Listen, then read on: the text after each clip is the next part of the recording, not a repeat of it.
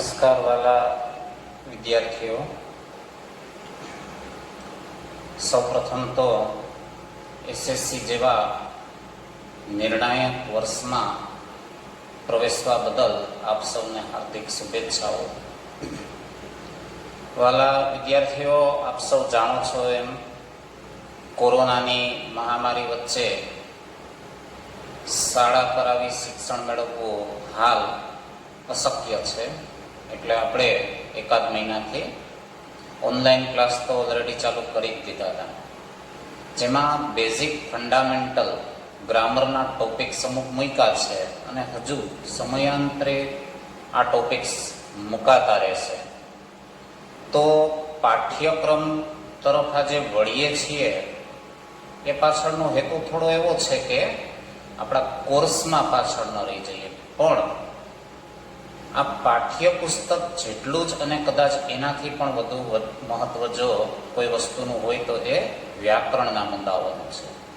એટલે વ્યાકરણના ટોપિક્સ જે કોઈ પણ મૂકવામાં આવે એનું સતત પુનરાવર્તન કરતા રહ્યો, એમાં આપવામાં આવતી એક્સરસાઇઝને ફોલોઅપ રાખો, કારણ કે એ બધું તમારા અભ્યાસક્રમને ધ્યાનમાં રાખીને જ મૂકવામાં આવે છે.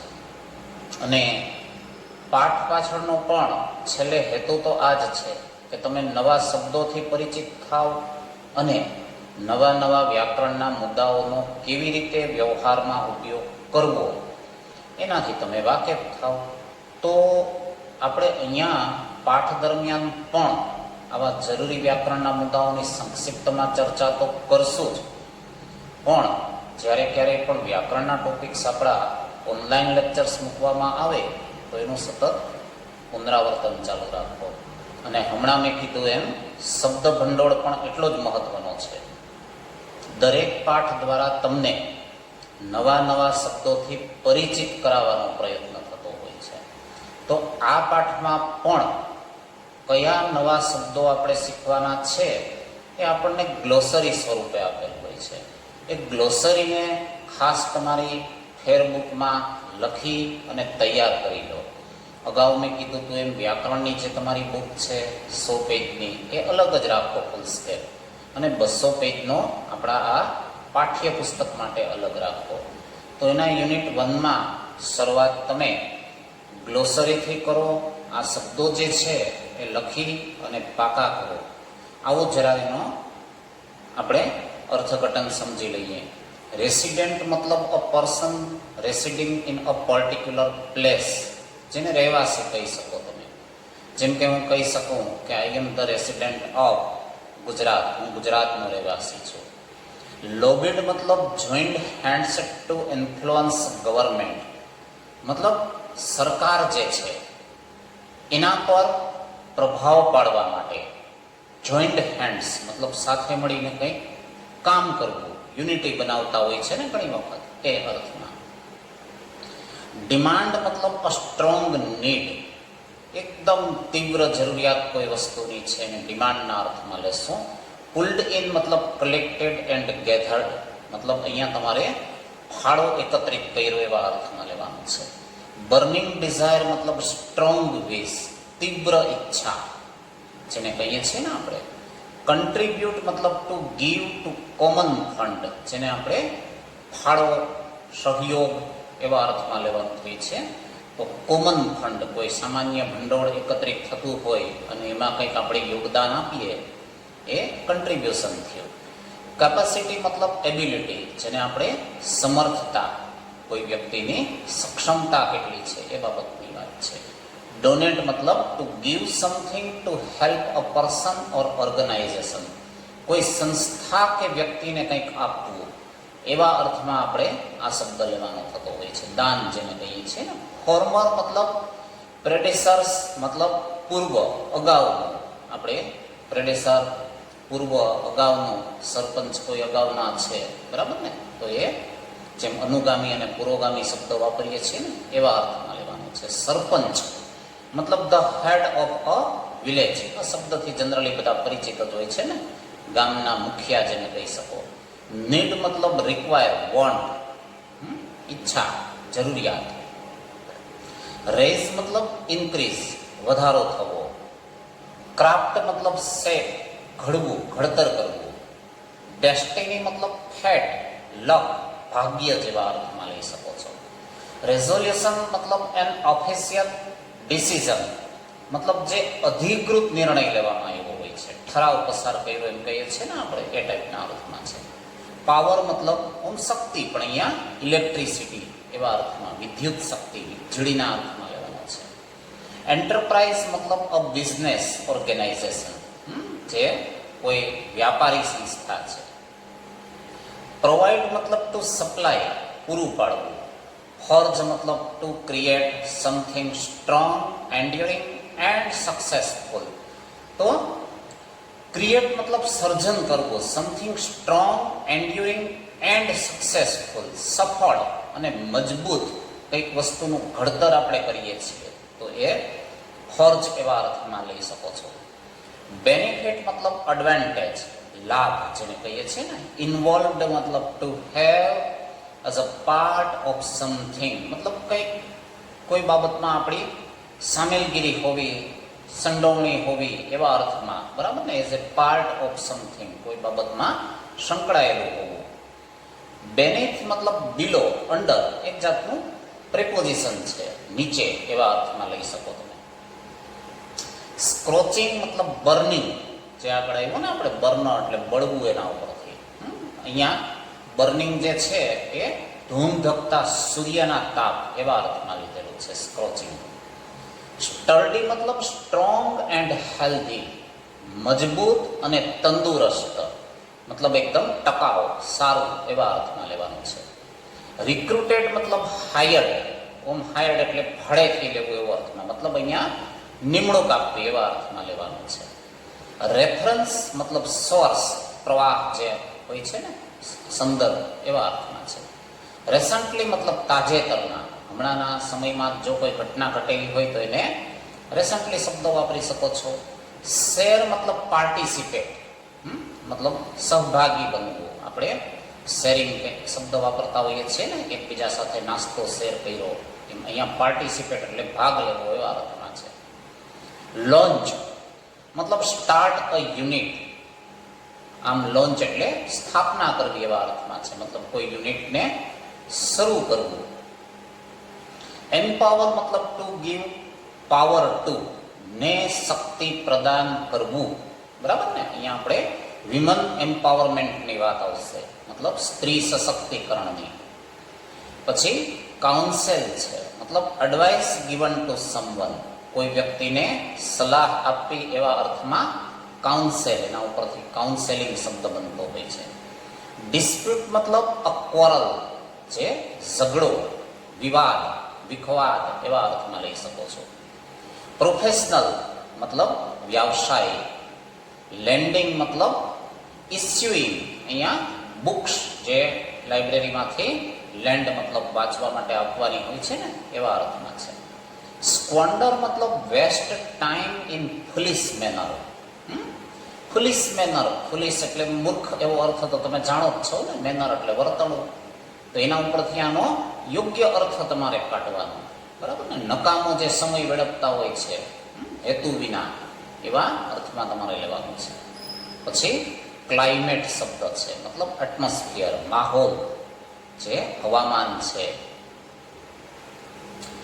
ફોર્મ્યુલેટ મતલબ to create by careful efforts. Careful એટલે કાળજી ભરેલા, એફર્ટ્સ મતલબ પ્રયત્નોથી, ટુ ક્રિએટ એટલે સર્જાયેલું, મતલબ એકદમ જતનપૂર્વક જેનું નિર્માણ થયેલું છે એવા અર્થમાં છે.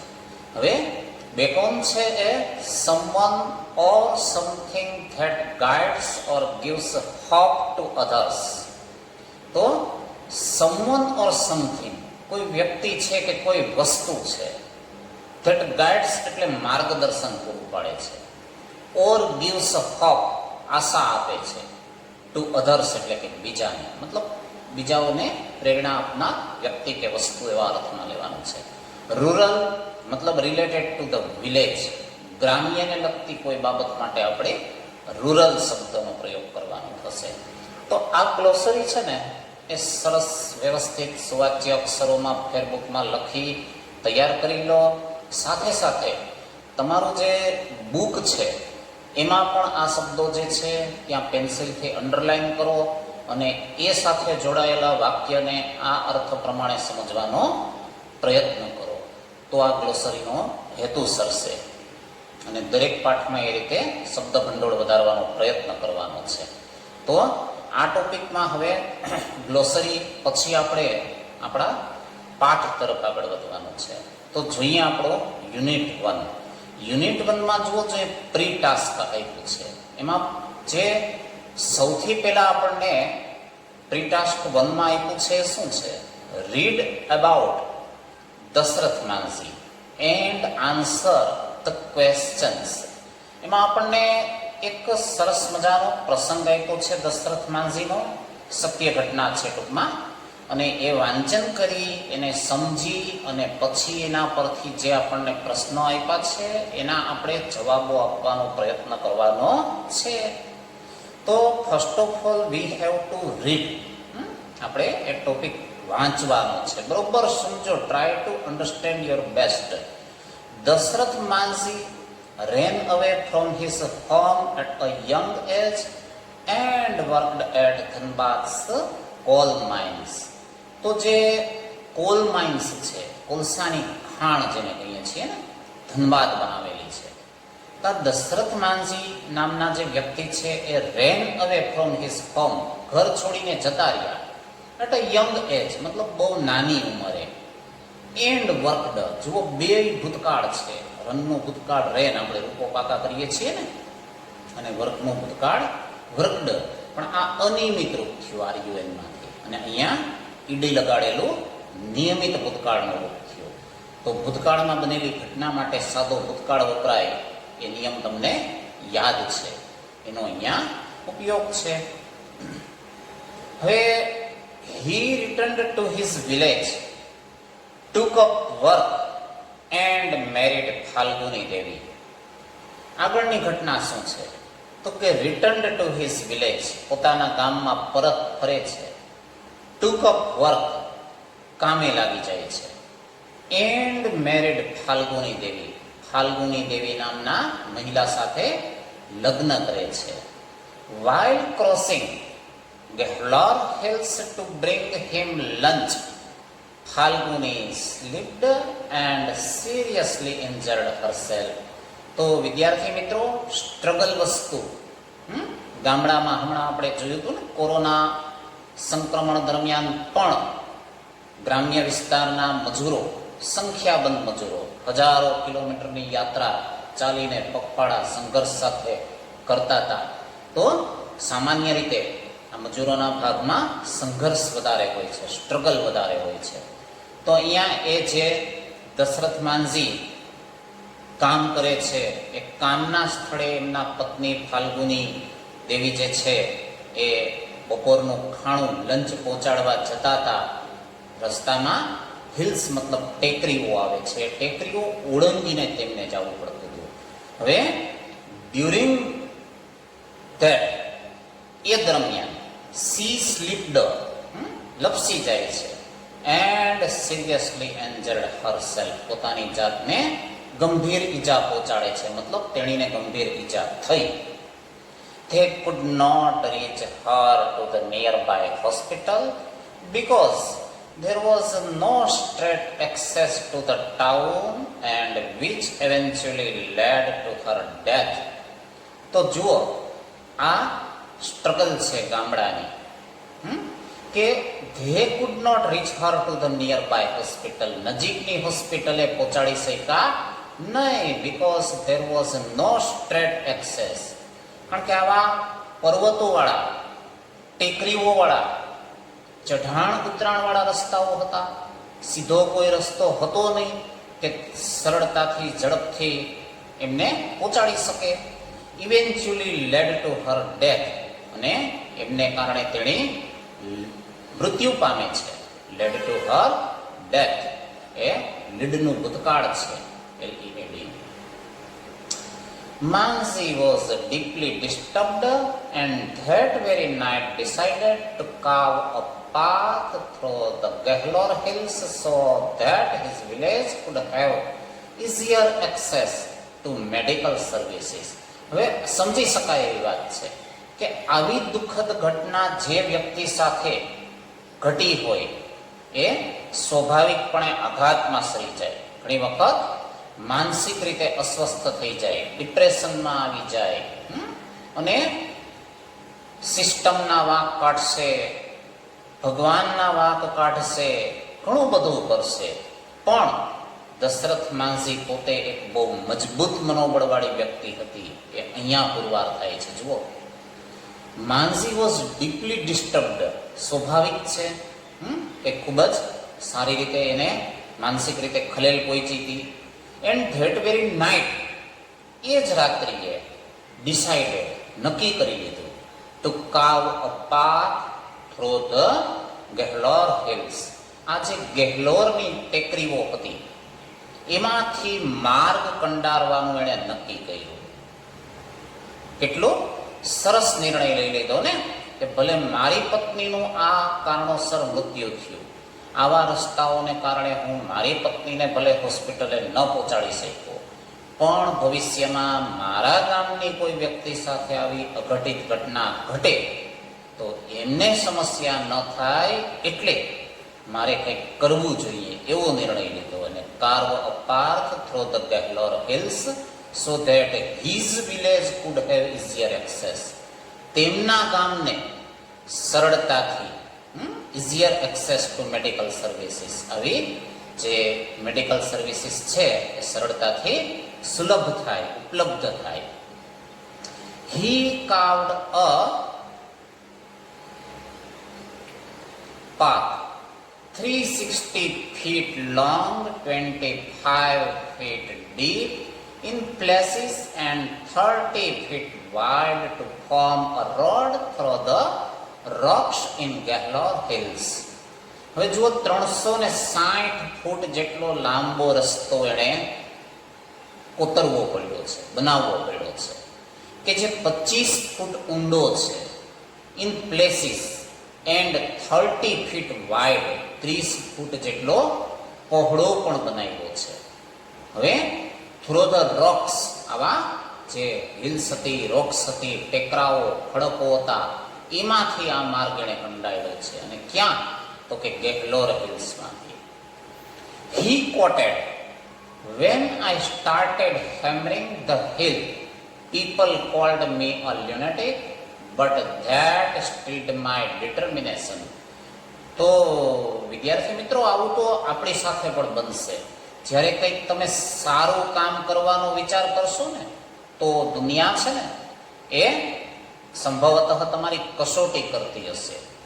એટલે અહીંયા પણ એવું થાય છે. જુઓ, એ કહે છે કે જ્યારે મેં કામની શરૂઆત કરી, આ હેમરિંગ ધ હિલ, હેમર એટલે હથોડા મારવા, મતલબ જે ટેકરી છે એને તોડવાનો પ્રયત્ન ચાલુ કર્યો. પીપલ કોલ્ડ મી અ લ્યુનેટિક, મને લોકોએ ગાંડો કહ્યો. આપણે આવતી ને વાર્તા કે જેમાં પિતા પુત્ર ગધેડો લઈને જતા હતા, એટલે બંને ચાલીને જતા હતા અને ગધેડો સાથે હતો. ત્યારે લોકોએ શું કીધું કે આ કેટલા મૂર્ખ લોકો, ગધેડો હોવા છતાં ચાલીને જાય છે. તો બંને વિચાર્યું કે ભાઈ દુનિયા મૂર્ખ કહે છે, ગાંડા કહે છે, ચાલો ને ગધેડા પર બેસીને જઈએ. એટલે બંને ગધેડા પર બેસી ગયા. વળી થોડાક આગળ વધ્યા તો વળી લોકોએ અમુકે બોલવાનું ચાલુ કર્યું કે આ કેટલા દૃષ્ટ માણસો છે, નિર્દય માણસો છે, અવડા ગધેડા પર બે જણા બેસીને જાય છે. એટલે વળી પેલા પિતા પુત્રએ વિચાર કર્યો કે ભાઈ આ તો આપણને હજી મૂર્ખ કહે છે, ચાલો આપણે બેમાંથી એક જ બેસીએ અને એક જ ચાલીએ, સવારી કરીએ. તો એ રીતે નક્કી કરી અને શું કરે છે તો કે પિતા છે કે પુત્રને કહે છે કે બેટા તું બેસ, હું ચાલું છું. એ રીતે જતા ત્યાં વળી થોડા આગળ જયેલા ત્યાં કેટલાક લોકોએ કીધું કે આ તે કેટલા મૂર્ખ લોકો કહેવાય, કે બિચારા આવો મોટી ઉંમરનો બાપ છે એ ચાલી રહ્યો છે અને આવો જુવાન છોકરો ગધેડા પર સવારી કરી રહ્યો છે. તો વળી એ સાંભળીને એમ થયું કે દુનિયા તો આપણને પાગલ કહે છે, મૂર્ખ કહે છે, આ ખોટું થાય છે. એટલે ના દીકરાએ શું કીધું, પિતાજી તમે બેસી જાઓ. અને મને ચાલવા દો. તોય આ જ સમસ્યા થોડે આગળ જાય છે એટલે લોકો કહે છે કે આ બાપ તેવડી કેવો કહેવાય કે જિંદગી આખી આ રીતે સવારીઓ કરી છે અને દીકરાને ચલાવે છે. દીકરાને થોડો આ બધું મનોરંજન વગેરે આપવું જોઈએ. તો આ બધી પરિસ્થિતિ જે છે એ સારા કોઈ પણ કામ થતા હશે ને ત્યાં થવાની જ છે. તો આવું જ કંઈક દશરથ માંઝી સાથે થયું છે. એ જેવું આ કાર્ય ચાલુ કરે છે, લોકોના હિતનું કાર્ય ચાલુ કરે છે કે તરત જ લોકોએ એને પાગલનો કરાર દઈ દીધો. પણ એનાથી મજબૂત માણસોને ફેર નથી પડતો. જુઓ, એણે એ જ કીધું કે ધેટ સ્ટીલ્ડ માય ડિટર્મિનેશન. એણે તો મારી જે નિર્ણય શક્તિ હતી એને સ્ટીલ્ડ વધારે મજબૂત બનાવી દીધી. મેં કામ છોડ્યું નહીં. He completed the work in 22 years, 1960 to 1983. જુઓ, 22 વર્ષ સુધી સતત પ્રયત્ન કરવો પડ્યો છે. 1960માં શરૂ કરેલું કામ એનું 1983માં પૂર્ણ થયું. This path reduced the distance between the Atre and Wazirganj sectors of the Gaya district from 55 kilometer to 15 kilometre. જુઓ, બીજો એક કેટલો મોટો ફાયદો થયો આ 22 વર્ષની એની તપસ્યાથી કે જે અત્રી અને વઝીરગંજ વચ્ચેનું 55 કિલોમીટરનું અંતર હતું એ હવે એણે આ રીતે વચ્ચેથી રસ્તો બનાવી આપ્યો છે એટલે માત્ર 15 કિલોમીટરનો થઈ ગયો છે. Letter Manjhi said, though most villagers taunted me at first, there were quite a few who lent me support later by giving me food and helping me buy my tools. જુઓ, શરૂઆતમાં જે લોકો આ રીતે ટોણા મારતા હતા કે આ કેટલો મૂર્ખ છે, હાથેથી આ રીતે કંઈ પર્વતો કોતરાતા હશે, ખડકો કપાતા હશે, ટેકરીઓ કાપીને રસ્તા થઈ શકતા હશે, એવા ટોણા મારનારી વ્યક્તિઓ પણ પાછળથી સમજી ગઈ કે આ કૃતનિશ્ચયી છે, પોતાનું કામ પૂર્ણ કરશે જ. એટલે એ લોકો પણ પાછળથી એને મદદરૂપ થવા માંડ્યા અને lend me support later by giving me food, મને ખોરાક આપતા હતા, helping me by my tools, મારા ઓજારો ખરીદવામાં મને મદદરૂપ થતા હતા. For his achievement, Manzi became popularly known as the Mountain Man. આપણે પણ કેવું પડશે ને એને, માઉન્ટેન મેનના નામથી ઓળખાવા માંડ્યા. કારણ કે આવા પર્વત સાથે બાથ ભીડવાની વાત હતી આ તો, અને એ પણ એણે સિદ્ધ કરી બતાવ્યું. His name was also proposed by the Bihar government for the Padma Shri Award in 2006. તો પદ્મશ્રી એવોર્ડ આપણો એક ખૂબ સારો કહી શકાય એવો એવોર્ડ છે. એ માટે જે નોમિનેશન હોય છે આવા કંઈક વિશેષ સમાજને મદદરૂપ કાર્ય કરનારા વ્યક્તિઓની, એમાં બિહાર સરકાર દ્વારા એમનું નામ નોમિનેટ કરવામાં આવ્યું હતું 2006માં. When a movie on his life was announced, Manzi was on his deathbed. તો અત્યારે જુઓ છો ને, જે મહાન વ્યક્તિઓ છે એના જીવન પરથી ચલચિત્ર મૂવીઝ બનતી હોય છે, બાયોપિક્સ કહીએ છીએ ને આપણે. તો અહીંયા પણ માંઝી જે છે એણે કરેલા આવા મહાન કાર્ય બદલ એના જીવન પરથી એક ચલચિત્ર મૂવીનું નિર્માણ કરવાનું નક્કી કર્યું. તો એ માટે એની ઓથોરિટી લેવી પડતી હોય છે, પરવાનગી લેવી પડતી હોય છે.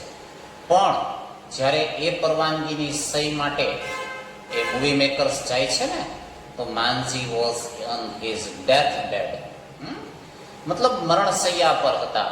બહુ મોટી ઉંમર થઈ ગઈ હોય ને, એટલે મૃત્યુની ખૂબ નજીક હતા. He put his thumb impression on an agreement and gave away exclusive rights to make a film on his life.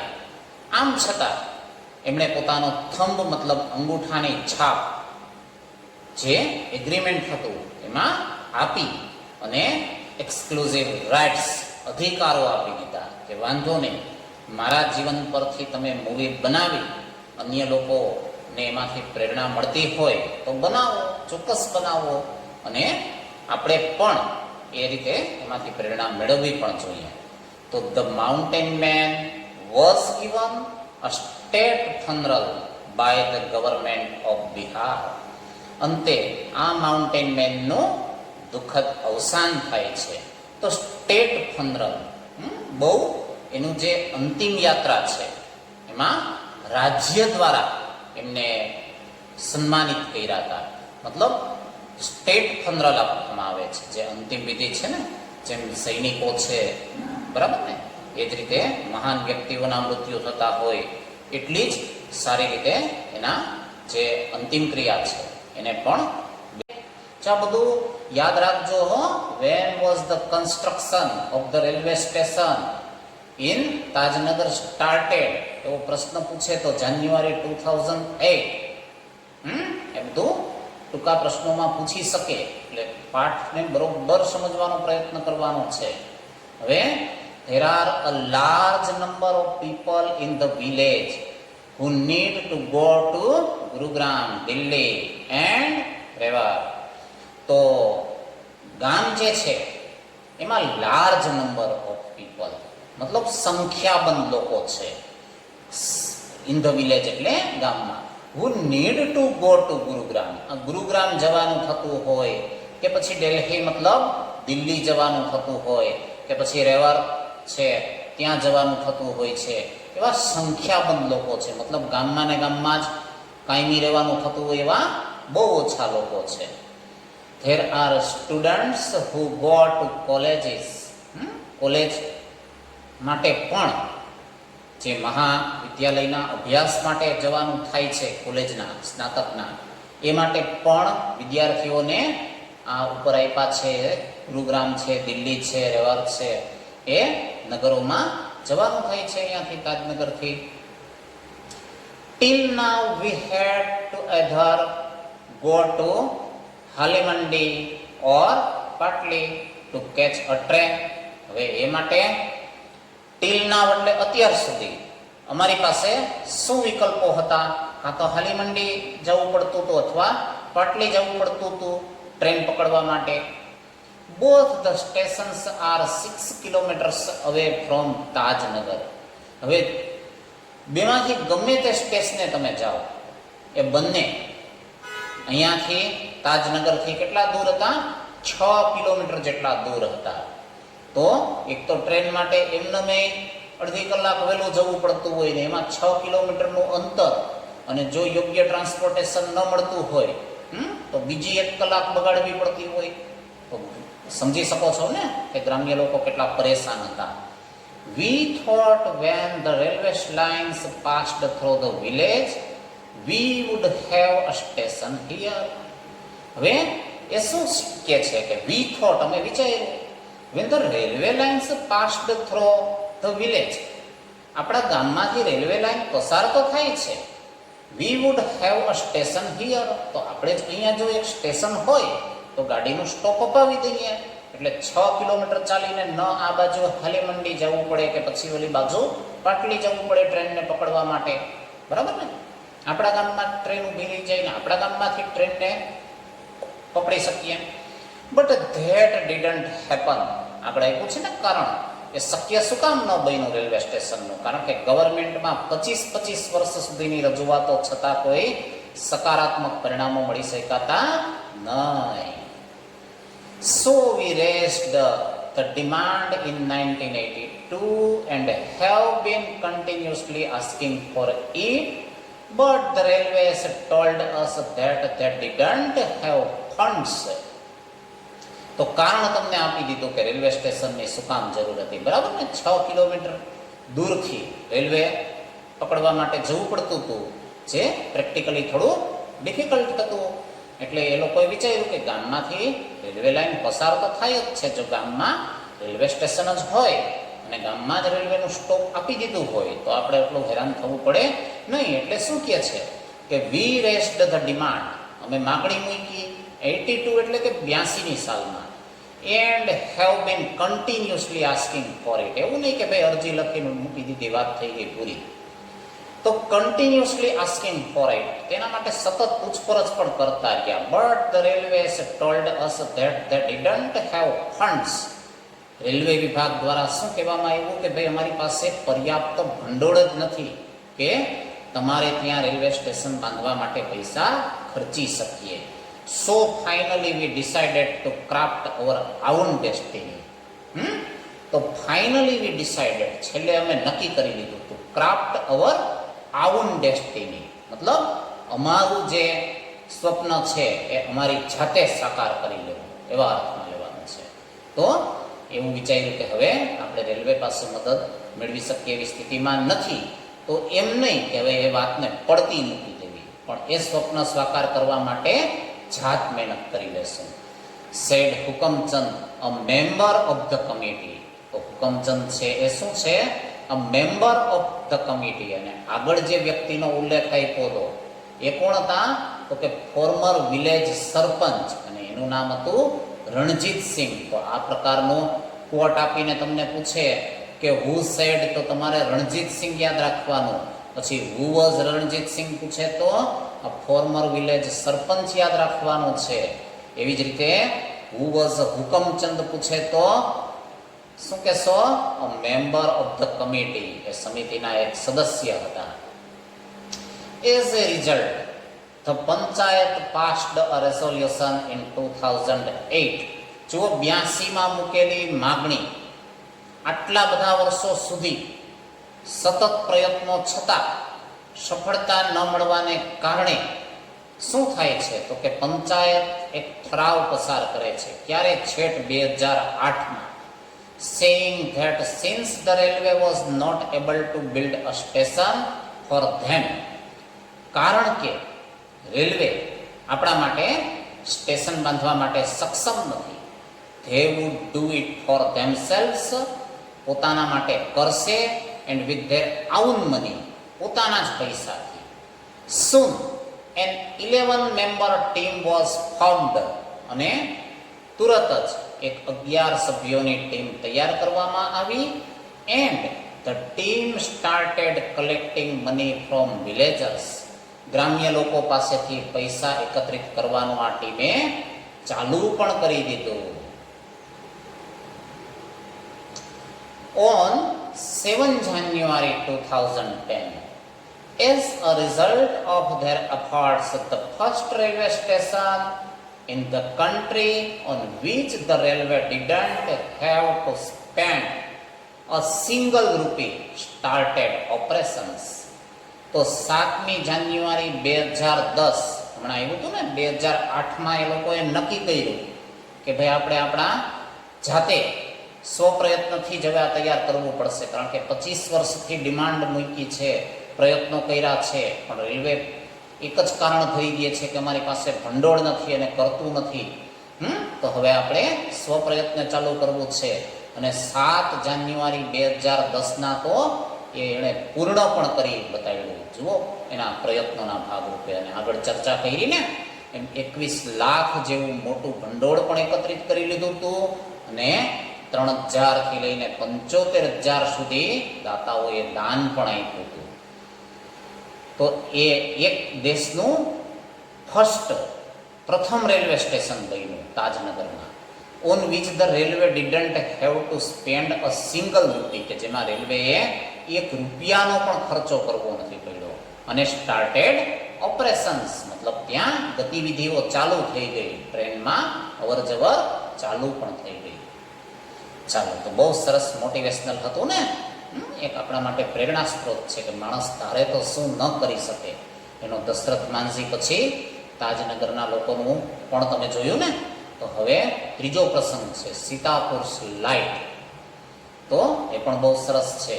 જુઓ, in rural Uttar Pradesh over 60% of households are without power. તો ઉત્તર પ્રદેશ, બરાબર ને, આપણા સૌથી વસ્તીની દ્રષ્ટિએ જોવા જાવ તો સૌથી મોટું રાજ્ય છે. હવે એમાં રૂરલ વિસ્તાર જે છે, ગ્રામ્ય વિસ્તાર છે, એમાં ઓવર 60, જુઓ અહીંયા ઓવર શબ્દ કોઈ પ્રેપોઝિશન તરીકે ન લેતા, પણ મોર ધેન, વધારે એવા અર્થમાં લેવાનો છે.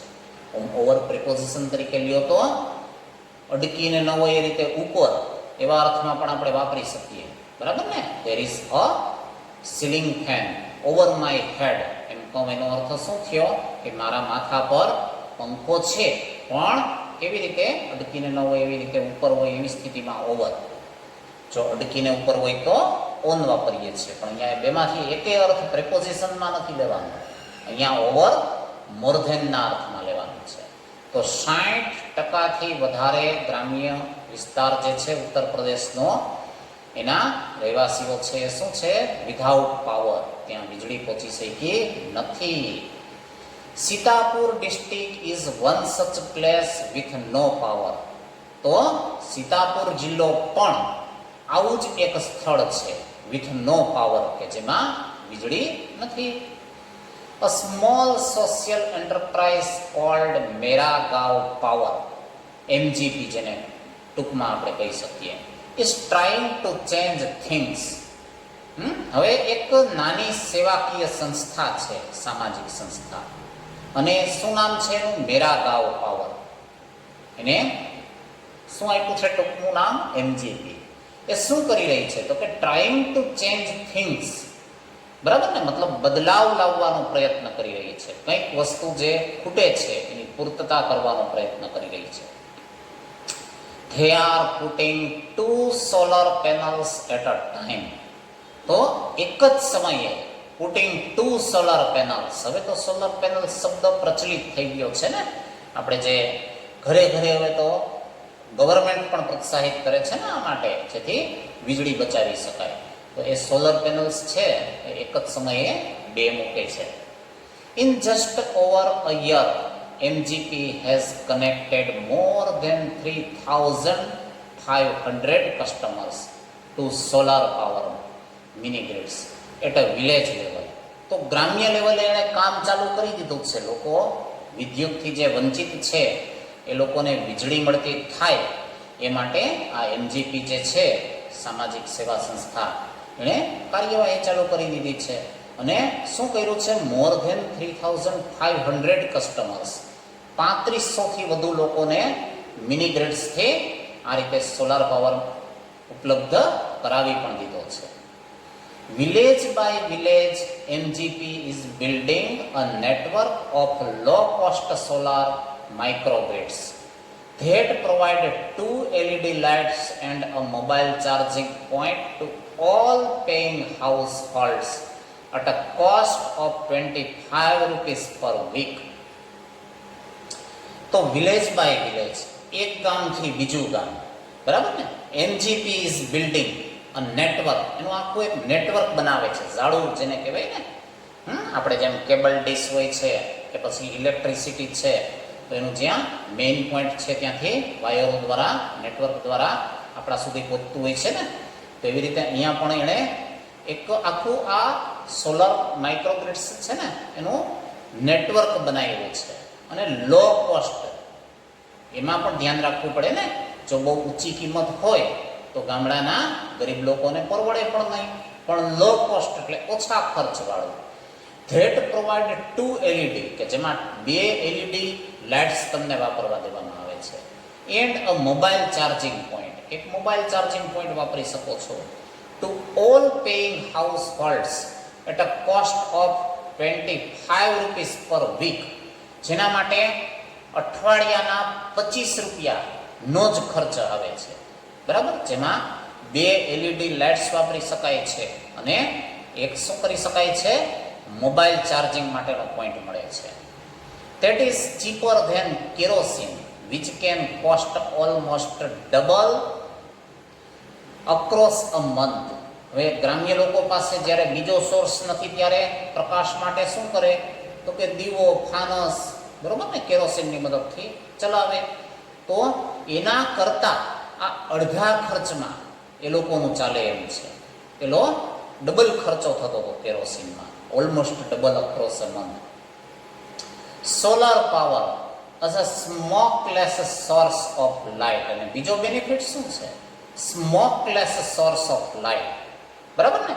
મતલબ જે ધુમાડો છે કેરોસીનમાં દીવો કે કરે એ પ્રદૂષણ ફેલાવે છે. આ એલઈડીથી સ્મોકલેસ ધુમાડા વિનાનો સોર્સ ઓફ લાઇટ, બરાબર ને, પ્રકાશનો સ્ત્રોત બની ગયો છે. Comes with added benefits to customer health.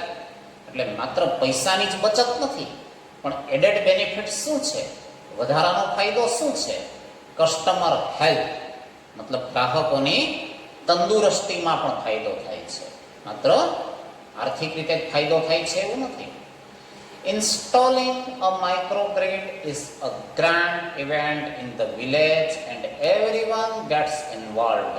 તો સ્વાભાવિક છે આવા ડબલ બેનિફિટ થતા હોય હેલ્થના અને પૈસાના, ફાઇનાન્શિયલ, તો લોકો માટે એ ભવ્ય પ્રસંગ બની જવાનો છે, ગ્રાન્ડ ઇવેન્ટ. બરાબર ને? આ જે માઇક્રોગ્રીડ છે એનું ઇન્સ્ટોલેશન, તો શું થાય છે? એવરીવન ગેટ્સ ઇન્વોલ્વડ, બધા એમાં સામેલ થાય છે. In the village of Damdamkurva, the team maps the village house by house beneath the scorching midday sun. હમણાં આપણે ચર્ચા થઈ હતી ને ગ્લોસરીમાં, સ્ક્રોચિંગ, નીચે. Working out where to place each wire so as to connect customer to the power source. જુઓ, આ બધું બહુ હાર્ડ, ડિફિકલ્ટ હોય છે આ લોકો માટે, જે લેબર વર્ક કરે છે એ લોકો માટે ખાસ. તો કઈ રીતે એ તમને કીધું છે. તો હાઉસ બાય હાઉસ, એક ઘરથી બીજા ઘર, અને બધું પેનલ ગોઠવવાની છે ને. અને બેનેથ મતલબ નીચે. શેની? તો કે સ્ક્રોચિંગ મિડડે સન, ધૂમ ધકતા સૂર્યના તડકા નીચે કામ કરવાનું છે. કારણ કે રાતે તો આ પ્રેક્ટિકલી ખબર ન પડે કે ક્યાં સારો તડકો આવશે, કે જેથી સોલાર પેનલનો સારો ઉપયોગ થઈ શકે, એટલે દિવસે તડકામાં જ કરવું પડે છે. હવે working out where to place each wire, બરાબર ને? આવા ધૂમ ધકતા તાપ નીચે કામ કરી રહ્યા છે અને વિચારી રહ્યા છે શું? કે ભાઈ દરેક વાયરને કઈ રીતે ગોઠવવો, સો એસ કે જેથી two connect customer to the power source, જે પાવર સોર્સ છે, વીજળીનો પ્રવાહ છે, એની સાથે કસ્ટમર મતલબ ગ્રાહકોને જોડી શકાય. તો એ માટે ધૂમ ધકતા તાપમાં એ લોકોએ બળબડતા સૂર્યની ગરમી હેઠે કામ કરવું પડે છે. Some householders join in while others look on. તો કેટલાક હાઉસહોલ્ડર્સ છે, બરાબર ને, રહેવાસીઓ છે, એ જોઈન ઇન મતલબ એ લોકોની મદદમાં જોડાઈ પણ જાય છે. whilst others look on, કેટલાક માત્ર જુએ છે. કોલિંગ આઉટ, કેટલાક આદેશો આપે છે. આપણે ઘણી વખત આવું બધું કામ આવતું હોય, જેસીબી ને રોડનું, ત્યારે તમે જોતા હો ને, અમુક આદેશ આપતા હોય કે આમ કરો ને તેમ કરો ને, બરાબર ને? તો એવું પણ ઘણા કરે છે.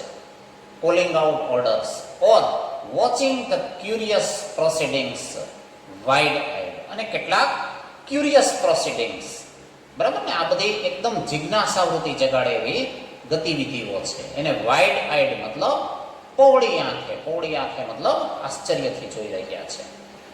The roof of a sturdy brick-walled home in each village is always chosen as the site for the panels and the battery.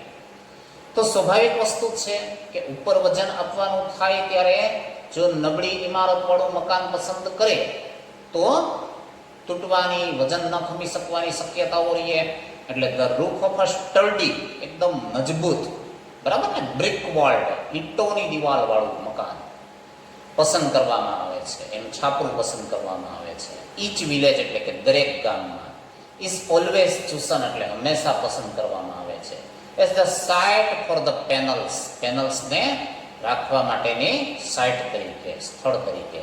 And the battery, કે જ્યાં બેટરી પણ રાખી શકાય. હવે Ejaz one of the company's first electricians to be recruited from the local district block of Riosa installs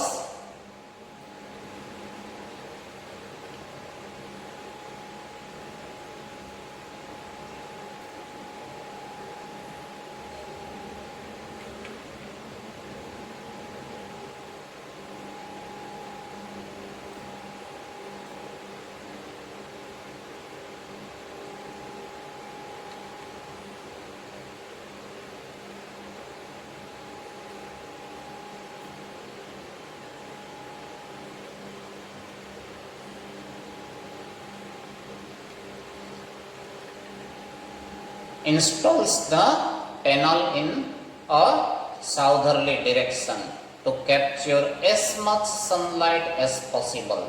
તો દક્ષિણ દિશામાં, બરાબર ને, શક્ય તેટલો વધારે સનલાઇટ મતલબ સૂર્યપ્રકાશ કેપ્ચર મતલબ ગ્રહણ થઈ શકે એ રીતે પેનલને ગોઠવી રહ્યા છે એઝાઝ જે છે એના electrician. We are saving our environment with these lights. તો સૌર ઉર્જા વિજ્ઞાનમાં શીખો છો ને, કે જે ઉર્જાનો બહુ મોટો સ્ત્રોત છે અને એનો ઉપયોગ કરીને આપણે આપણા પર્યાવરણને પણ બચાવી શકીએ છીએ. તો we are saving our environment with these lights and there is no pollution in our homes either. તો બીજો ફાયદો શું બતાવ્યો છે કે ભાઈ અમારા જે હોમ્સ છે, મકાનો છે, ઘર છે, એમાં નો પોલ્યુશન, પ્રદૂષણ પણ થતું નથી. Says a farmer from the village. એ શબ્દો કોના છે? ગામના એક રહેવાસી ખેડૂતના. બરોબર ને? બે બાબતો એને ફાયદા વર્ણવ્યા. તમને પ્રશ્ન પૂછે તો તમે પણ લખી શકો. એક તો શું છે, પર્યાવરણને બચાવી શકીએ છીએ, કારણ કે પેલા કેરોસીન વાપરવું પડતું હતું એટલે પ્રદૂષણ થતા હતા.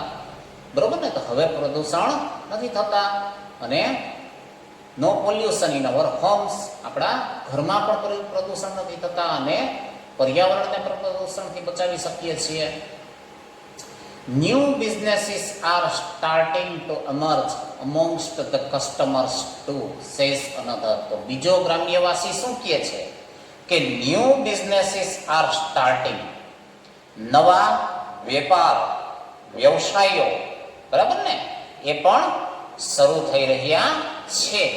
amongst the customers too, બરાબર ને, તો અહીંયા ગ્રાહકો માટે પણ ફાયદાકારક બાબત થાય છે. In one village, customers are using the light to view saris by night. તો અહીંયા જે આ કસ્ટમર્સ મતલબ અહીંયા જે વીજળીનું આ લીધું છે જોડાણ સોલર પેનલનું, એ લોકો પોતે હવે ગૃહ ઉદ્યોગ વગેરે પણ સારી રીતે ચલાવી શકે છે. કઈ રીતે એનું ઉદાહરણ આપ્યું છે જુઓ, કે યુઝિંગ ધ લાઇટ, કારણ કે પેલા તો રાતે અંધારું થઈ જતું હતું અને દીવા કે ફાનસમાં કાંઈ સારું અજવાળું મળે નહીં. હવે આ જે સોલર પેનલ દ્વારા એલઈડી મળે છે લાઇટ, એનો ઉપયોગ કરીને શું કરે છે તો કે વ્યૂ સારીસ, સાડીઓ વણી શકે છે બાય નાઇટ, એટલે કે રાત્રે. In another one man now has a night business making plastic table cloth, he says. જ્યારે બીજો એક કિસ્સો પણ આપ્યો છે કે જેમાં એલઈડીનો બેનિફિટ શું થયો છે તો કે એક વ્યક્તિ હવે રાત્રે વ્યવસાયના ભાગરૂપે શું કરી શકે છે, પ્લાસ્ટિકના ટેબલ ક્લોથ બનાવી શકે છે, કે જે પહેલા થઈ શકે એવી સ્થિતિ હતી નહીં.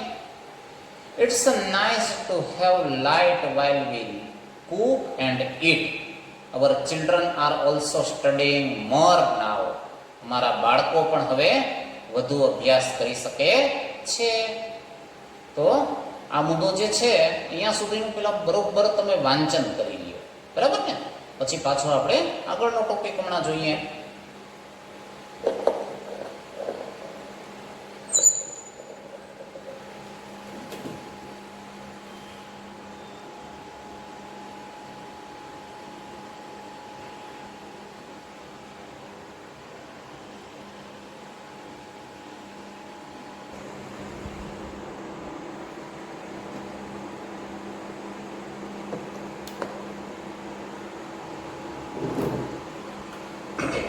નમસ્કાર વાલા વિદ્યાર્થીઓ. આગળ આપણે યુનિટ 1માં જુદા જુદા મુદ્દાઓની ચર્ચા કરી લીધી હતી અને અહીંયાથી આગળ આપણે બાકી રાખેલું. તો આવો આગળ વધીએ. હવે વિદ્યાર્થી મિત્રો, આગળનો ટોપિક છે ને એ 2 થી 3 વખત ફરીથી રિવાઇઝ કરો અને ખાસ તો દરેક સેન્ટેન્સમાં ઓબ્ઝર્વેશન કરો કે ક્યાં ક્યાં વ્યાકરણમાં આપણે જે શીખેલા મુદ્દાઓ છે એનો ઉલ્લેખ છે. અને પછી તમને થોડા પ્રશ્નો પણ થશે. એ પ્રશ્નો મોકલો તો જ અહીંયા આપણે જે પાઠ શીખીએ છીએ એનો હેતુ સિદ્ધ થશે. તો ગ્લોસરી મેં અગાઉ તમને કીધું હતું એમ બરોબર પાકી હશે, તૈયાર કરી લીધી હશે તો થોડો શબ્દ ભંડોળ પણ વધી ગયો હશે અને અહીંયા એનો વાક્યમાં કેમ પ્રયોગ કરવો એ શબ્દોનો એ પણ તમે જોઈ શકતા હશો. અને વ્યાકરણના આપણે અમુક બેઝિક ટોપિક શીખેલા છે, અમુક આગળ તમારે આવી ગયા છે, અમુક હજી હવે આપણે શીખવાના છીએ, બરાબર ને? એ બધું અહીંયા કેમ એપ્લાય થાય છે ને એ સમજવું મહત્ત્વનું છે. અને સાથે સાથે આપણા જનરલ નોલેજ માટે પણ આ પાઠ ઉપયોગી છે. અને બીજી બાબત કે આ બધા જે ટોપિક્સ આપ્યા છે, જે દશરથ માંઝીનો ટોપિક તમે જોયો કે પછી તાજનગરનો જોયો, એ બધામાંથી આપણને ઘણી પ્રેરણા મળે એમ છે કે જેને કરવું છે એની પાસે હજારો રસ્તા છે અને નથી કરવું એની પાસે હજારો બાના છે. આમાંથી પ્રેરણા લઈને તમારે પણ એક નિશ્ચય કરવાનો છે, દ્રઢ નિશ્ચય કે ભાઈ એસએસસીમાં મારું પરિણામ કેમ સારું ન આવે અથવા હું જીવનમાં આગળ કેમ ન વધી શકું. નકારાત્મકતાને દૂર કરી અને સકારાત્મકતા તરફ વળવા માટે આ પાઠ આપણા માટે બહુ ઉપયોગી છે. તો આવો આગળનો ટોપિક જે છે એ આપણે શરૂ કરીએ. તો આ ટોપિક પણ એવો જ અગત્યનો છે, મહત્વનો છે. Palakkad public library in Kerala. The Palakkad District Public Library has been set up and running since September 2013. તો મેં તમને શરૂઆતમાં જ કીધું ને કે દરેક જગ્યાએ ઓબ્ઝર્વ કરો વ્યાકરણ. આપણે જે કેપિટલ લેટર્સનો તાજેતરમાં મુદ્દો કરેલો એ મુજબ જોઈ શકો છો ને તમે. Beginning of the sentence is done with capital. ત્યારે મેં તમને ઉલ્લેખ કર્યો હતો કે આમ સામાન્ય રીતે પ્રેપોઝિશન જે છે એનો પહેલો અક્ષર કેપિટલ કરવામાં નથી આવતો, પણ અહીંયા જુઓ ઇન પ્રેપોઝિશન હોવા છતાં કેપિટલ કર્યો એ પાછળનું કારણ તમે સમજી શક્યા ને કે it is used in the beginning of the sentence. એમ કેરાલાનો કે શું કામ કેપિટલ કર્યો છે પણ સમજી શકો છો ને, વ્યક્તિવાચક સંજ્ઞા છે, બરાબર ને, રાજ્યનું નામ છે. એમ અહીંયા કોઈ ચોક્કસ નામ આપેલા હોય ત્યારે મેં તમને એ પણ કીધું હતું કે કેટલીક વખત એ બધા જ શબ્દોનો, જેમ કે કાવ્યના નામ છે, બરાબર, એના પહેલો અથવા કોઈ શીર્ષક છે એના પહેલા અક્ષર કેપિટલ થતા હોય છે. તો જુઓ અહીંયા પણ ધ છે, એનો ટી, પી, ડી, પી, એલ બધું કેપિટલ છે. તો બધું ઓબ્ઝર્વ કરો તમે. હવે has been setup and running since September 2013. અહીંયા પણ એક સરસ વ્યાકરણનો મુદ્દો મળે છે. તો સિન્સ જે છે ને અને ફોર એ બંને વચ્ચેનો ભેદ સંક્ષિપ્તમાં સમજી લો કે સિન્સ પોઈન્ટ ઓફ ટાઈમ બતાડે છે, કોઈ ચોક્કસ સમય બિંદુથી કોઈ કાર્યની શરૂઆત થઈ છે ને અત્યારે પણ ચાલુ છે, બરાબર ને.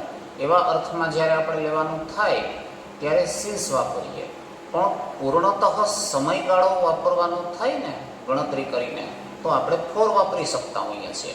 ફોર એક્ઝામ્પલ, આ જ સેન્ટેન્સ છે, તમને પૂછે કે use for instead of since, સિન્સને બદલે ફોર વાપરો, તો અત્યારે 2020ની સાલ હાલે છે અને આ જે વાત છે એ ક્યારની છે? 2013ની. મતલબ શું થયો? 7 વર્ષ પહેલાંની વાત છે. મતલબ આ વાત શરૂ થઈ એને 7 વર્ષનો સમયગાળો વીતી ગયો છે, બરાબર ને, અને હજી આ ક્રિયા ચાલુ છે. તો આપણે કઈ રીતે લખશું એ વાક્ય કે in Kerala the Palakkad district library has been set up and running for 7 years, બરાબર ને. તો ત્યાં આપણે 2013 કાઢી અને અત્યાર સુધીનો સમયગાળો 7 વર્ષ થયો છે, અથવા 6 વર્ષ થયો હોય તો ત્યાં તમે ફોર 6 years લખી નાખો, બરાબર. 6.5 વર્ષ થયા છે તો 6.5 years લખી નાખો. એ રીતે પીરિયડ ઓફ ટાઈમ લખવો છે તો ફોર વાપરો, પોઈન્ટ ઓફ ટાઈમ વાપરવો છે તો શું કરશો? સિન્સ વાપરો. એ બંને વચ્ચે વ્યાકરણમાં જે ભેદ છે એ સમજી લેજો. અવારનવાર આવું પૂછાતું હોય છે. તો અહીંયા કહેવાનો ભાવાર્થ સમજાણો ને તમને. કેરાલા શિક્ષણની દ્રષ્ટિએ બહુ આગળ પડતો આપણું રાજ્ય છે અને હમણાં કદાચ તમે ન્યૂઝ જોતા હોવ તો કોરોના મહામારી જે છે એમાં પણ શ્રેષ્ઠતમ કાર્ય જે કર્યું હોય કોઈ રાજ્યએ તો એમાં કેરાલાને અગ્રતા ક્રમ આપી શકાય. પહેલો કેસ પણ 30 જાન્યુઆરીએ ત્યાં જ મળી આવ્યો હતો આપણા ભારતમાં, અને ત્યાર પછી એ લોકોએ પૂરેપૂરી સજાગતા રાખી અને આ જે કોરોના છે એના ફેલાવા ઉપર સંપૂર્ણ અંકુશ રાખી શક્યા હતા. તો એ પ્રજા જે છે ને એ શિક્ષણની દ્રષ્ટિએ આગળ છે. તો અહીંયા એ કેરાલાનો જ એક સરસ મજાનો પ્રસંગ આપ્યો છે આપણને. It is a fine modern library, a center for information, knowledge, wisdom, cultural activities, research and reference. તો ઉપર જે વાત થઈ એ પલક્કડ ડિસ્ટ્રિક્ટ પબ્લિક લાઇબ્રેરી શું છે તો કે ફાઇન મોડર્ન લાઇબ્રેરી, અત્યારની કહી શકાય એવી એક સુંદર સરસ મજાની લાઇબ્રેરી છે, પુસ્તકાલય છે. અને આ પુસ્તકાલય શું હેતુ માટે છે કે અ સેન્ટર ફોર ઇન્ફોર્મેશન, એક તો માહિતીના આદાન પ્રદાન માટેનું કેન્દ્ર છે, બીજું નોલેજ મતલબ જ્ઞાન, ત્યાં જ્ઞાનનું પણ આદાન પ્રદાન થઈ શકશે ને, લોકો વાંચન કરશે, કંઈક વાર્તાલાપ કરશે, એનાથી જ્ઞાનની વૃદ્ધિ થઈ શકે. વિસ્ડમ છે, શાણપણ, ડાપણ, કલ્ચરલ એક્ટિવિટીઝ જે બધી સાંસ્કૃતિક પ્રવૃત્તિઓ છે, રિસર્ચ છે, સંશોધનો, એન્ડ રેફરન્સ સંદર્ભ, તમારે કોઈ સંશોધન કરવું છે તો એ માટે હવે તો જો કે નેટની મદદથી આપણે બધી સર્ચ વધારે કરીએ છીએ, પણ આ બધું નહોતું ત્યારે આવા સંદર્ભ સાહિત્યો પુસ્તકાલયમાંથી ખાસ ગોતવામાં આવતા અને એના આધારે આગળ વધી શકાતું હતું. તો રેફરન્સ જે છે, સંદર્ભ જે છે એ માટે પણ આ પુસ્તકાલય બહુ મહત્વની ભૂમિકા ભજવે છે. બટ હવે જુઓ અહીંયા પણ આગળ આપણે ચર્ચા કરી હતી એમ બટનો બી પણ કેપિટલ કરેલો છે, બરાબર ને. સામાન્ય રીતે સંયોજકો છે એ વચ્ચે આવતા હોય એટલે કેપિટલ ન જોવા મળતા હોય, પણ અહીંયા એ વાક્યની શરૂઆતમાં વાપરેલ છે માટે એનો કેપિટલ બી કરેલો છે. But it has recently been in news for different reasons. તો અહીંયા લાઇબ્રેરીની જે બધી વિશેષતાઓ છે એની વાત તો કરી, પણ હાલમાં એમ કહેવા માંગે છે કે એ સમાચારમાં શું કામ છે તો કે ડિફરન્ટ રીઝન્સ, બીજા કોઈક કારણોથી, આ બધી વિશેષતાઓને કારણે નથી. A third of its 1000 members are women. તો બનવા જ જોઈએ ને એક સમાચાર. સામાન્ય રીતે સ્ત્રીઓ બહાર જ ઓછી જતી હોય છે. હવે બહાર જવા પછી પુસ્તકાલયમાં જવું, એના સભ્ય બનવું, એ તો બહુ જુજ કિસ્સાઓમાં જોવા મળતું હોય, પણ અહીંયા જુઓ એ શક્ય બન્યું છે. અ થર્ડ ઓફ ઇટ્સ 1000 મેમ્બર્સ, મતલબ 1000 સભ્યોમાંથી ત્રીજા ભાગના સભ્યો, વિમેન મતલબ સ્ત્રીઓ છે, તો એ બહુ સારી બાબત કહેવાય. These women, supported by the shared space the library offered them, launched a women's unit in February 2014. આગળ આપણે આવ્યું હતું એમ, it was established in September 2013. September 2013માં એની સ્થાપના થઈ હતી. હવે સ્ત્રી સશક્તિકરણના હેતુથી 2014ના ફેબ્રુઆરીમાં જ સ્ત્રીઓ માટે એક અલગ જ યુનિટ સ્થાપવામાં આવ્યું. કારણ કે સ્ત્રીઓ જનરલી ક્યારે વધારે એનો લાભ લઈ શકશે કે કંઈક એનો અલગ જ વિભાગ હોય, બરાબર ને, અને એ અંદરો અંદર કંઈક ડિસ્કશન કરી શકે એવી કંઈક સિચ્યુએશન હોય, તો એ માટે ખાસ એક સ્પેસ જે છે એના માટે શેર કરવામાં આવ્યો, મતલબ એક ભાગ જે છે ને એ એના માટે જ વિભાગ બનાવવામાં આવ્યો. The unit got together to discuss methods of empowering women. તો આ સ્ત્રીઓ જે છે એનું સશક્તિકરણ કરવા માટે અહીંયા જે લાઇબ્રેરીનું યુનિટ છે, બરાબર ને, એનું જે સ્થાપના માટે બનાવેલું યુનિટ છે, સંગઠન છે, એ ગોટ ટુગેધર ટુ ડિસ્કસ, ભેગા મળ્યા, ચર્ચા કરી, મેથડ્સ ઓફ એમ્પાવરિંગ વિમેન, કે સ્ત્રીઓનું સશક્તિકરણ કરવા માટે આપણે શું શું કરી શકીએ એ બાબતની એ લોકો દ્વારા યુનિટના સદસ્યો દ્વારા ચર્ચા કરવામાં આવી. The library opened its halls for film screening, workshops in home economics or gardening, child care or the arts, and for women to get help in managing family conflicts, legal disputes and professional problems. તો જુઓ, પુસ્તકાલય જે છે એ ઘણી વખત હોય છે. આમ તો હવે જોવા જઈએ તો બહુ ઓછા જોવા મળે છે, લુપ્ત થતા જાય છે એમ કહીએ તો ચાલે.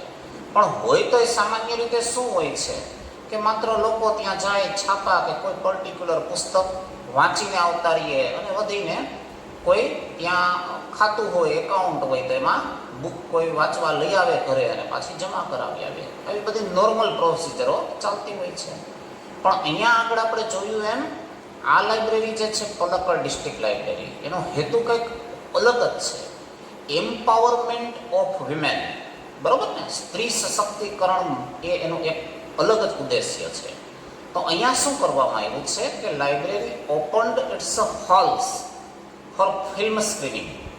તો એમાં માત્ર પુસ્તકો વાંચવા એવી એક જ સુવિધા નથી રાખી, ત્યાં તમે હોલ જે છે એમાં ફિલ્મો પણ જોઈ શકો છો. એવી જ રીતે workshops in home economics or gardening, બાગાયતો જે છે એ માટેના કે પછી હોમ ઇકોનોમિક્સ, જે ઘરમાં આર્થિક પ્રવૃત્તિઓ થઈ શકે એ માટેની કાર્યશાળાઓ પણ યોજવામાં આવે છે. એ પ્રકારની ખાસ તાલીમો વગેરે પણ પુસ્તકાલયમાં આપે છે. Child care or the arts, તો આવું બધું સામાન્ય રીતે લાઇબ્રેરીમાં નથી જોવા મળતું ને. પણ અહીંયા બાળકોની કેમ કાળજી લેવી, સંભાળ લેવી, કે પછી કલાનો વિષય પણ આવરી લીધો છે. And for women to get help in managing family conflicts, legal disputes and professional problems. આની સાથે સાથે બીજા પણ કેટલાક પાસાઓ આવરી લીધા છે. કેવા? તો કે વિમેન ગેટ હેલ્પ, સ્ત્રીઓ મદદ મેળવી શકે છે ઇન મેનેજિંગ ફેમિલી કન્ફ્લિક્ટ્સ. ઘણી વખત પારિવારિક કેટલાક વાદ વિવાદો ચાલતા હોય ને, તો એ જે વિવાદો છે એમાં સ્ત્રીઓને મદદ પણ મળે છે. લીગલ ડિસ્પ્યુટ્સ, કેટલીક વખત કાયદાકીય રીતે પણ આવી આંટીઘૂંટીઓ ઊભી થઈ હોય છે તો એમાં પણ ત્યાં સલાહ આપવામાં આવે છે. એન્ડ પ્રોફેશનલ પ્રોબ્લેમ્સ, કેટલીક વખત વ્યાવસાયિક સમસ્યાઓ પણ હોય છે તો એ બાબતે પણ આ પલક્કડ ડિસ્ટ્રિક્ટ લાઇબ્રેરી જે છે ને એમાં એ બાબતે પણ સલાહ સૂચનો આપવામાં આવે છે, માર્ગદર્શન આપવામાં આવે છે, મદદ આપવામાં આવે છે. તો જોઈ શકો છો ને તમે કે કંઈક એનું કાર્ય જે છે એ વિશેષ જ છે. માત્ર પુસ્તક વાંચીને ચાલ્યું જવું એટલું નથી. તો સ્ત્રીઓ 1/3 participated in Palakkad district library. તો reason behind this you can understand, તમે સમજી શકો છો ને. આગળ જોઈએ. The secretary of the library pointed out that through reading women would realize their own strength and forge a unity. તો આગળ પણ આપણે ચર્ચા થઈ હતી ને એ રીતે આજે આખું યુનિટ સ્થાપ્યું છે, બરાબર ને.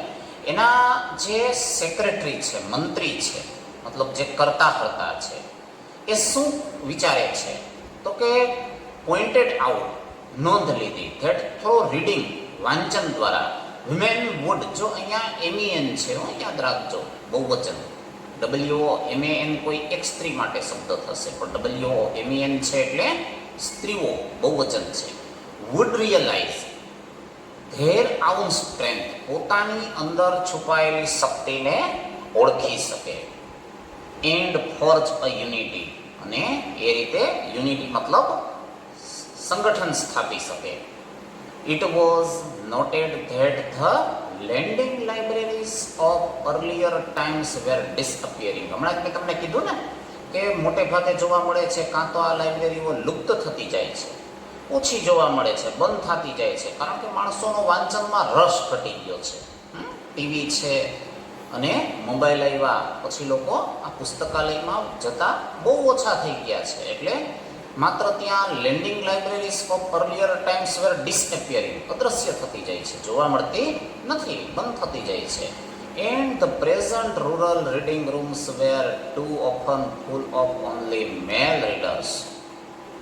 અને કેટલેક ઠેકાણે જો એનું અસ્તિત્વ છે તો બીજી સમસ્યા શું છે કે પ્રેઝન્ટ રૂરલ રીડિંગ રૂમ્સ, ગ્રામ્યમાં રીડિંગ રૂમ્સ રાખ્યા હોય છે, વાંચનાલયમાં રૂમો રાખ્યા હોય છે, પણ ટુ ઓફન, ઘણી વખત, full of only male readers, એ માત્ર પુરુષોથી જ ભરચક હોય છે.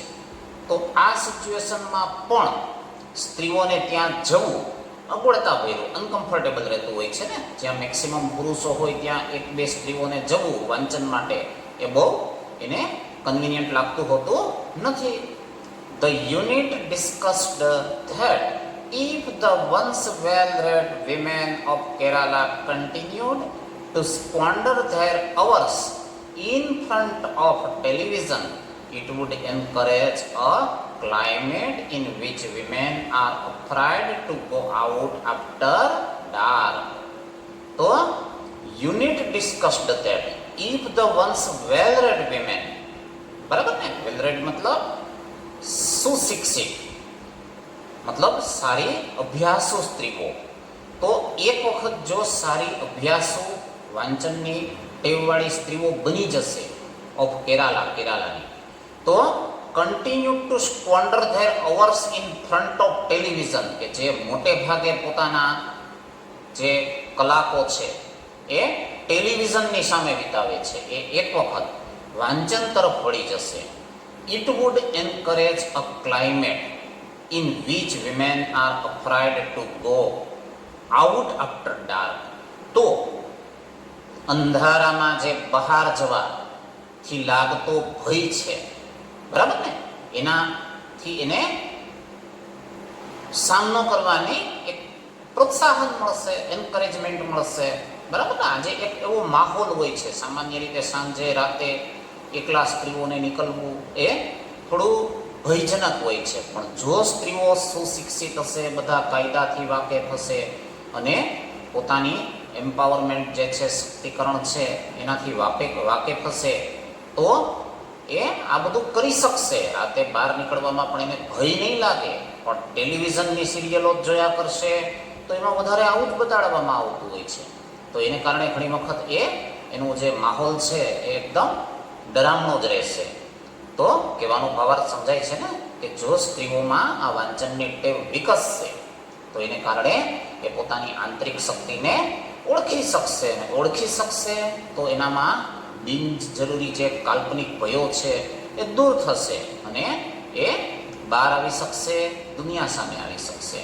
સો the unit has formulated plans on opening separate reading rooms for women. તો હમણાં આપણે વાત કરી હતી ને આગળ, એ રીતે પુરુષોથી ભરચક રૂમો હોય તો સ્વાભાવિક છે કે સ્ત્રીઓને ત્યાં કમ્ફર્ટેબલ ન લાગે. પણ અહીંયા સેપરેટ રૂમ્સ, આ યુનિટ જે છે લાઇબ્રેરીનું, પલક્કડ ડિસ્ટ્રિક્ટ લાઇબ્રેરીનું, એણે સેપરેટ સ્ત્રીઓ માટે જ રૂમો બનાવી આપ્યા કે જેને કારણે સ્ત્રીઓ ત્યાં લાઇબ્રેરીમાં જવામાં સંકોચ ન અનુભવે. Palakad's district library stands tall as a beacon to encourage women's empowerment through classes, clubs, workshops and reading rooms. તો જુઓ, પલક્કડ ડિસ્ટ્રિક્ટ લાઇબ્રેરી આપણે ચર્ચા કરી ને એ રીતે એની આ બધી વિશેષતાઓ છે. એને કારણે stands toll as a બેકોન to encourage women's empowerment through classes, clubs, workshops and reading rooms.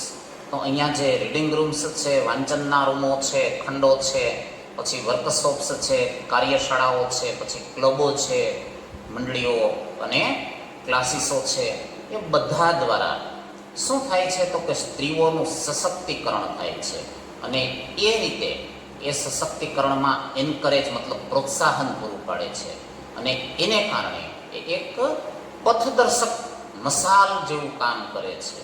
બરાબર ને, રાત્રે અંધારામાં કોઈ વ્યક્તિ નીકળી હોય એને પાસે મસાલ હોય તો એને રસ્તો સરળતાથી દેખાવાનો છે. તો આવું જ કંઈક સ્ત્રીઓના કિસ્સામાં છે. એના અંધકારમય જીવનમાં આ લાઇબ્રેરી જે છે એ આવી એક પથદર્શક મસાલ જેવું કામ કરે છે. એની ઘણી ખરી સમસ્યાઓનું નિરાકરણ આવા પુસ્તકો વાંચવાથી માંડીને ત્યાં જુદી જુદી જે ક્લબ્સ છે જેમાં મનોરંજનથી માંડીને પોતાની સમસ્યાઓના નિરાકરણ માટે મળી શકે છે. તો એવી ઘણી પ્રવૃત્તિઓ છે. આપણે જોઈને ઉપર બાગાયતોથી માંડી અને આર્ટ્સ કલા ક્ષેત્ર એના બધા વિભાગો બનાવ્યા છે. તો ખરેખર એ અદ્ભુત વસ્તુ કહેવાય. આગળ જુઓ. And then there are the books which will provide the women the strength they need to make good use of these opportunities. અને there are the books, આ બધી કાર્યશાળાઓ, મંડળીઓ, બરાબર ને, વર્ગો, એ બધું તો ઠીક છે, પણ સાથે સાથે there are the books, જે મેઇન વસ્તુ લાઇબ્રેરી પુસ્તકાલયનું હાર્દ પુસ્તક, એ પુસ્તકો પણ છે. which will provide the women, કે જે સ્ત્રીઓ જે છે એને પૂરું પાડશે. શું પૂરું પાડશે? સ્ટ્રેન્થ, મતલબ શક્તિ, તાકાત. they need, કે જેની તેઓને જરૂર છે.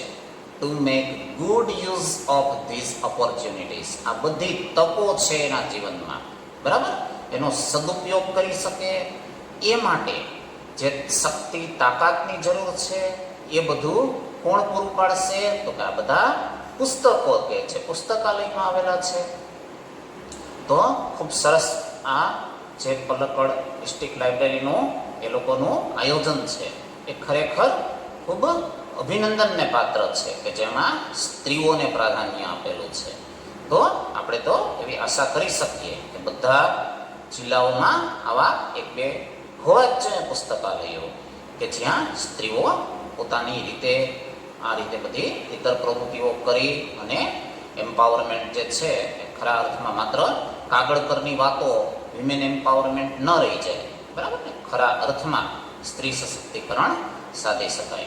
તો વિદ્યાર્થી મિત્રો, આ પાઠ જે છે ને એ અહીંયા આપણો પૂરો થાય છે. બહુ સરસ મજાના 3 ટોપિકો છે, બરાબર ને. અવારનવાર એને રિવાઇઝ કરી અને વાંચો, સમજો, આ લેક્ચરનું રિવિઝન કરો એટલે તમને બહુ અનુકૂળતા રહેશે. અને દરેક વખતે મેં જેમ તમને કીધું ને કે શબ્દે શબ્દના અર્થ કરવાની જરૂર નથી, વાક્યનો સારાંશ સમજવાનો પ્રયત્ન કરો.